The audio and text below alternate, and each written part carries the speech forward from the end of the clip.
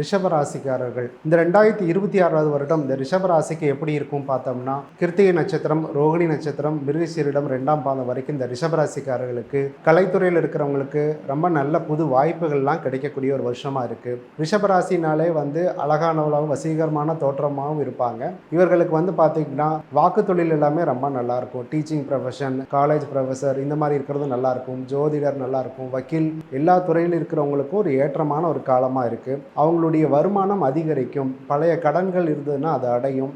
முக்கியமாக திருமணம் ஆகாதவங்களுக்கு இந்த ரிஷபராசிக்காரருக்கு எல்லாமே திருமணம் நடக்கக்கூடிய ஒரு காலகட்டம். கூட்டு தொழிலில் இருக்கிறவங்க நீங்கள் தனியாக தொழில் துவங்கக்கூடிய வாய்ப்பு உங்களுக்கு ஏற்படும். இந்த வருடம் சனி கிரகமும் குரு பகவானும் ரொம்ப நல்ல சிறப்பான இடத்துல இருக்கிறதுனால அவங்களுக்கு நிறைய நல்ல வருமானம் வரக்கூடிய காலகட்டமாக இருக்குது. பணத்தை நீங்கள் வீண் விரயம் செய்யாமல் அதை ஒரு நல்ல முதலீடாக பண்ணுறது நல்லது. வீடு கட்டலாம், வீடு வாங்கலாம். இது எல்லாமே ரிஷபராசிக்கு அமையக்கூடிய ஒரு காலகட்டமாக இருக்குது. ரிஷபராசிக்காரர்களுக்கு இந்த 2026 வருடம் ஏற்றமான ஒரு காலம்னு சொல்லலாம்.